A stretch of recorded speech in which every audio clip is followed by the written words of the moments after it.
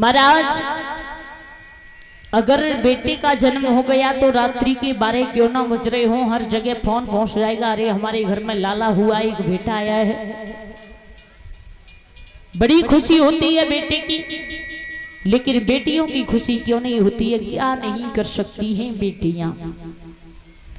महाराज हर माँ के घर में बच्चा होता है तो हर माँ की यह आस होती है, यही माँ के अरमान होते हैं कि मेरे गर्भ से एक बेटे का जन्म हो। ध्यान रखना, कोई माँ ये नहीं चाहती है कि घर में बेटियां पैदा हो जाए, अरे मेरे गर्भ से लाली पैदा हो जाए, कोई माँ नहीं चाहती है। हर माँ की यही सोच रहती है कि मेरे एक लाला पैदा हो जाए। ध्यान रखना। लेकिन आप लोग ने कभी ये भी सोचा कि अगर हम बेटे ही पैदा करते रहेंगे तो इन बेटों की बहू कहां से आएंगी? है? अरे जब बेटी नहीं होगी तो भला शादी कैसे होगी? ये भी सोचा, लेकिन नहीं, ये नहीं सोचा, सिर्फ यही सोचा कि हमारे घर में लाला पैदा हो जाए। महाराज बड़े किस्मत वालों को मिलती हैं बेटियां। ध्यान रखना, ये बेटी एक वो अनमोल रतन है। मैं सत्य कह रही हूँ, व्यास गद्दी पर बैठ करके झूठ नहीं बोलूंगी परिषद महाराज। एक बेटी वो अनमोल रतन है जो कि हर किसी के घर में पैदा भी नहीं होती है। ध्यान रखना, हर किसी के घर में ये बेटी पैदा नहीं होती है, लेकिन मेरे भैया कहते हैं बोए जाते हैं बीज बेटे के लेकिन उगाती हैं बेटियां। बोए जाते हैं बीज बेटे के लेकिन उगाती हैं बेटियां।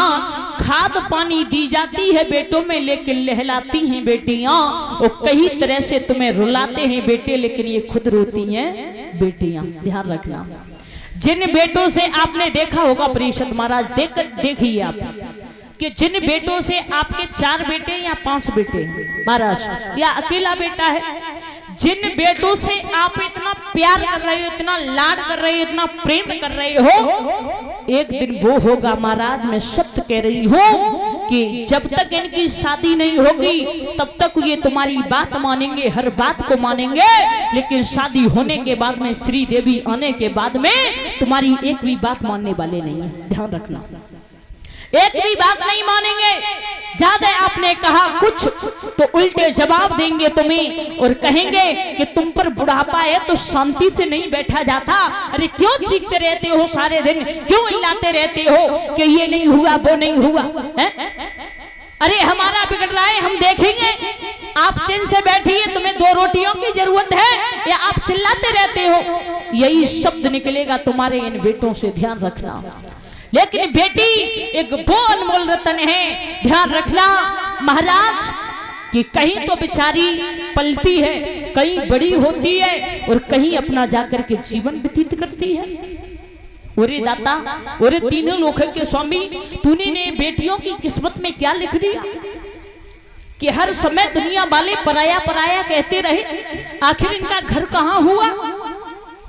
जहां पीहर में उन्होंने जन्म लिया। महाराज जिस प्रकार से पौध को डालते हैं, आप देखिए महाराज, यहाँ समझदार हैं सब लोग, पौध को डाला जाता है लेकिन पौध उखाड़ने के बाद में किसी दूसरे के खेत में, महाराज दूसरे खेत में जाकर के लगती है वो है? इसी प्रकार से ये बेटियां हैं बेचारी, कहीं तो पलती हैं, कहीं अपना जीवन व्यतीत करती है। क्या किया महाराज? जब बेटी बड़ी हुई थोड़ी, माँ बोली लालो ढंग से चला करो, ये लाडो तुम्हें दूसरे के घर जाना है, आप दूसरे की अमानत हो, दूसरे का धन हो। घर वालों ने, गांव वालों ने कह दिया कि तुम दूसरी हो, एक दिन दूसरे के घर चली जाओगी, आप पराई हो, पराया धन हो। ससुराल में पहुंच गई, ससुराल में जाने के बाद में कोई काम बिगड़ गया। ससुराल वालों ने कहा अरे ये क्या जाने करना, ये तो दूसरे के घर से आई है ना, ये पराए घर से आई है। आखिर फिर उनका घर कहाँ हुआ प्रभु? पीहर वालों ने कह दिया पराया धन है, ससुराल वालों ने कह दिया पराए घर से आई है, फिर इनका घर कहाँ रहा?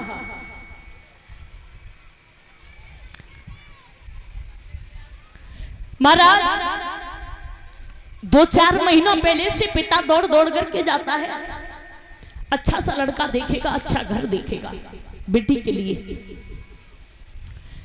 ये सोचेगा कि मेरी बेटी ऐसे घर में ना कहीं पड़ जाए जो कि हमारी बेटी को सारी जिंदगी दुख मिलते रहे। कोई पिता नहीं सोचता है। हर पिता की, हर माँ की यही सोच होती है कि मेरी बेटी एक अच्छे घर में पहुंच जाए, एक सभ्यतादार घर में पहुंच जाए, लड़का अच्छा होना चाहिए, अच्छे घर वाले होने चाहिए, मेरी बेटी को कहीं दुख नहीं मिले। 2-4 महीना पहले से दौड़ दौड़ करके जाएगा। लड़का वाला अगर अच्छा घर मिल गया, चाहे कितना भी दहेज क्यों ना मांगे महाराज, चाहे कितना भी दहेज क्यों ना मांगे, लेकिन वो पिता अगर अच्छा घर परिवार है, लड़का अच्छा है, तो ध्यान रखना वो पिता हाँ करके आएगा। चाहे उसे आकर के अपना खेत गिरवी क्यों ना रखना पड़े, चाहे दूसरे का कर्ज क्यों ना लेकर के आए, लेकिन जब वो पिता आता है घर पर तो बेटियां इतनी समझदार होती हैं। आपने देखा होगा महाराज कि बेटी चेहरे की तरफ देखेगी, कहेगी पिताजी क्या धन ज्यादा दहेज ज्यादा मांग लिया लड़के वाले ने, तो वो सर हिला करके पिता कहेगा ना बेटी ऐसा कुछ नहीं है, ज्यादा कुछ नहीं मांगा, लेकिन मैं अब सोच रहा हूं, मैं ये सोच रहा हूं कि आज से 3 महीने बाद या 4 महीने बाद तू पराई हो जाएगी। बेटी ने पिता की छाती से लग करके और रो करके एक ही जवाब दिया कि पिताजी आप क्या कह रहे हो कि मैं पराई हो जाऊं? हाँ मेरी लाडो, मैं देख रहा हूं अब तेरे चेहरे की तरफ के आज से 4 महीने बाद 2 महीने बाद तू पराई हो जाएगी। बेटी ने कहा पिताजी ये दुनिया वाले गांव वाले कहते रहे कि तू एक दिन पराई हो जाएगी, लेकिन मुझे बुरा नहीं लगा, इस बात का बिल्कुल बुरा नहीं लगा, लेकिन आज तुमने अपने मुंह से साबित कर दिया कि मैं पराई हूं। आखिर क्यों पराई हूं पिताजी? मैं तुम्हारी बेटी हूं, तुम्हारी लाडो हूं, तुम्हारी ही रहूंगी, मैं किसी की नहीं हूं। महाराज पिता दौड़ दौड़ करके जाएगा, सारी व्यवस्था करेगा। अच्छा आप यहाँ समझदार बैठे हुए हो, 5 महाराज जो पेन होता है ना, पेन, वो पेन कितने रुपए का आता है? या 5 रुपए का आएगा या 10 रुपए का, इससे ज्यादा तो नहीं आता है ना। अगर किसी से पेन मांगा जाए तो पेन देने में बड़ी देर हिचकिचाएगा, लेकिन वो पिता अपने कलेजे के टुकड़े को निकाल करके दूसरे के हवाले कर देता है। क्या बीतती है उस पिता पर। 2-4 महीना पहले से व्यवस्था करेगा, सारी व्यवस्था करेगा, बेटी कुछ नहीं कहेगी। महाराज लड़का देखा, पिता ने अपनी मर्जी से देखा, दहेज दिया, घर वालों ने अपनी मर्जी से ही दिया, क्या दिया क्या नहीं दिया बेटी को कोई मतलब नहीं है। पिता दौड़ दौड़ करके जाएगा। महाराज अगर खाना खा लिया तो खा लिया, ना खाली पेट भाग रहे हैं, पैर में चप्पल पहन ली तो पहन ली, ना तो नंगे पैर दौड़ दौड़ करके जा रहे हैं, कुछ नहीं कहेगा।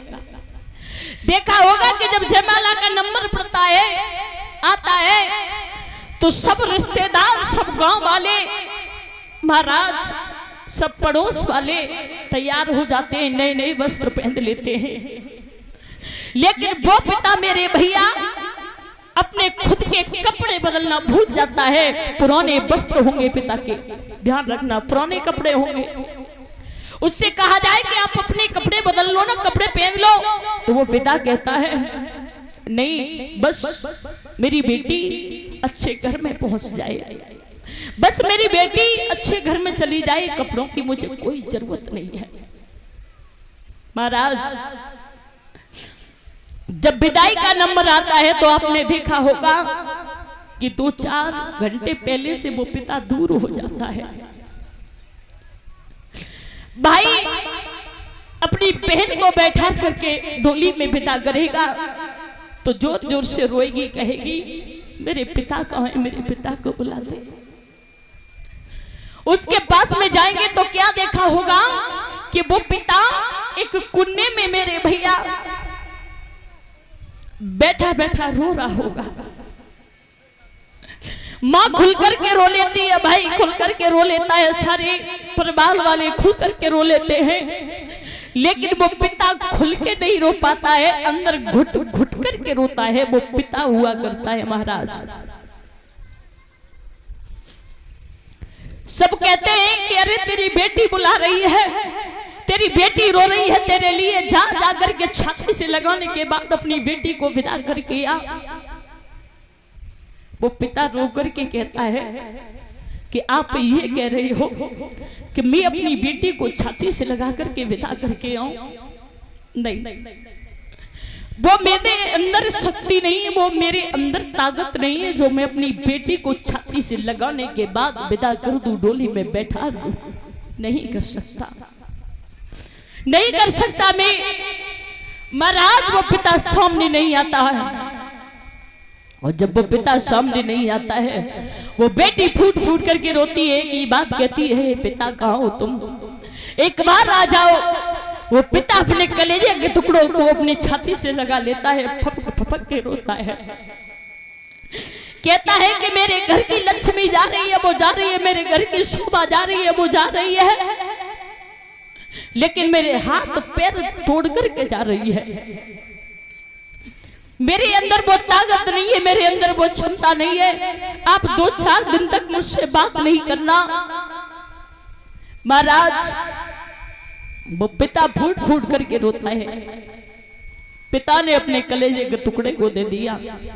ये दुनिया वाले कहते हैं कि बेटी बोझ है। महाराज बेटियां बोझ नहीं है, एक जगह बोझ है, इन दहेज के लोभियों ने बेटियों को बोझ बना दिया है। बेटी कभी बोझ नहीं है, बेटी हर घर में पैदा नहीं होती है। बाप बन सकते हो, पिता बन सकते हो, लेकिन बाबुल नहीं बन सकते।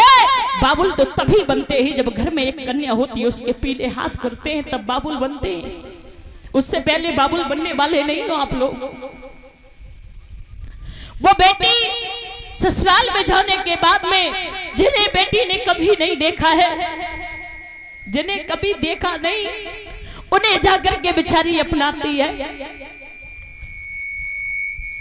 तो सबसे पहले भोजन करने वाली माताओं एक कुंडे में सब लोगों को भोजन कराने के बाद एक कुंडे में 2 रोटियों को पकड़ने के बाद में बेचारी अकेली ससक ससक के खा लेती है। जब तक पीहर में माता पिता है बहनों, तब तक अपना पीहर है। माता पिता गुजरने के बाद में अपना पीहर नहीं रहता है। बेटी की जन्मभूमि छूट जाती है, लेकिन मेरे भैया बेटी रो करके कहती है, हे पिताजी आज मैं पराई हो गई, आज मैं तुम्हें छोड़ करके जा रही हूँ।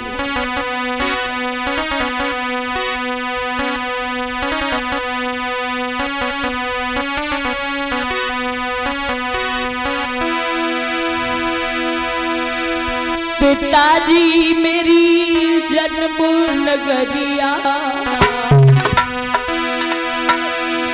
बबुल हो मेरी जन्म नगरिया, और काहे रहे हो छोड़ा। पिताजी मेरी जन्म नगरिया,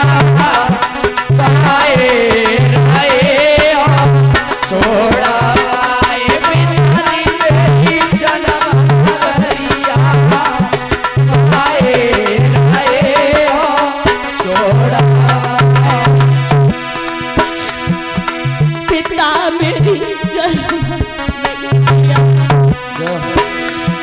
बबुला मेरी जन्म नगरिया, खाके रही हो छोड़ा।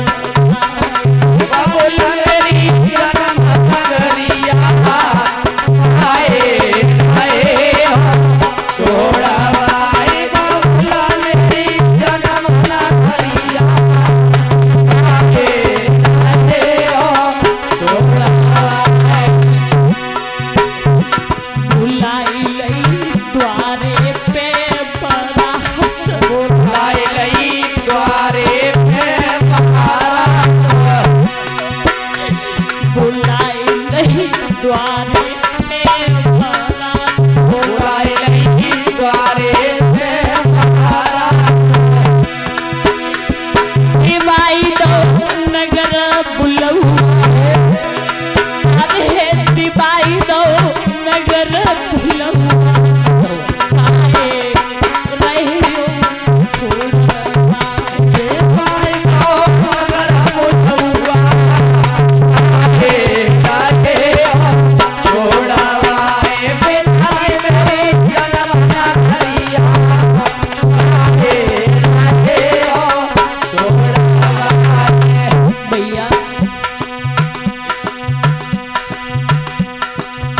बेटियों की जन्मभूमि छूट जाती है। जहां जन्म लिया उस देश को देखने के लिए बेचारी तरस जाती है। ससुराल में चाहे कोई भी कुछ कहे, लेकिन बेचारी सब सहन करेगी। अगर माता पिता है तो अपने दिल की बात को कह लेगी। अगर माता पिता नहीं है, माता पिता गुजर गए तो कोई सुनने वाला नहीं। बहनों, कोई सुन नहीं सकता है तुम्हारे दिल की पुकार को। चाहे दुखी रहो या सुखी रहो, अपने घर जीवन व्यतीत करो।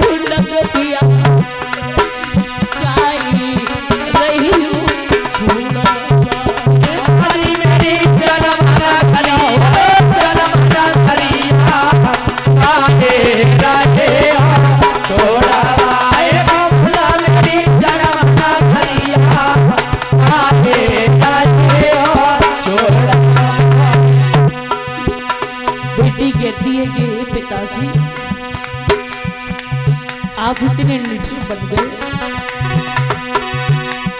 जो मुझे दूसरे की अबाली कर रहे हो।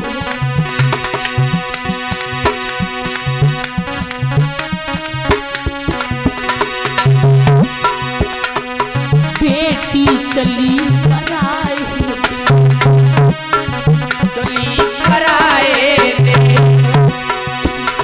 जिलाड़ू चली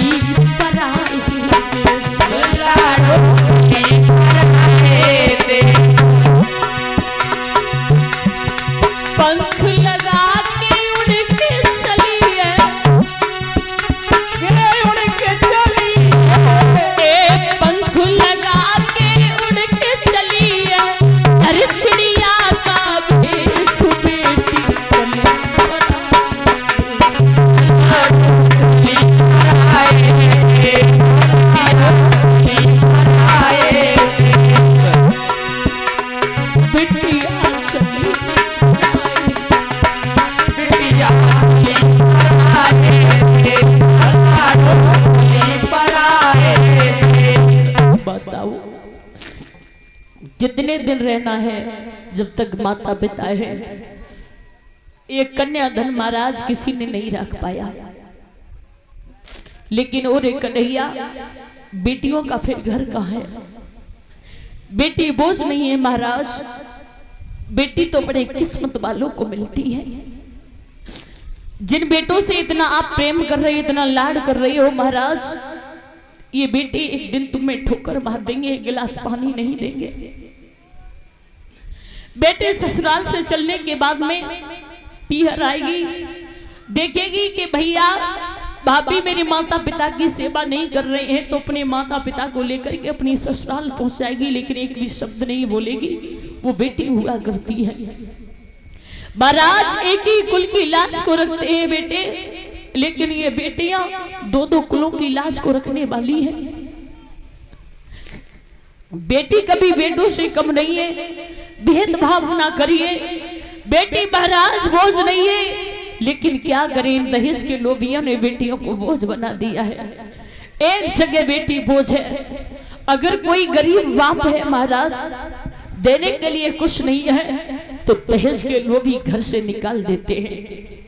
मैंने देखा है कि दहेज के पीछे बेटियों को फांसी लगा देते हैं, जहर पिला देते हैं, जितना जला देते हैं।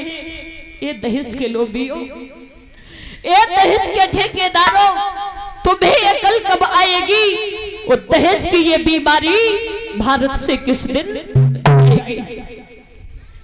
कभी ये भी सोचा कि हम इन बेटियों को इतना परेशान करते हैं दहेज के पीछे,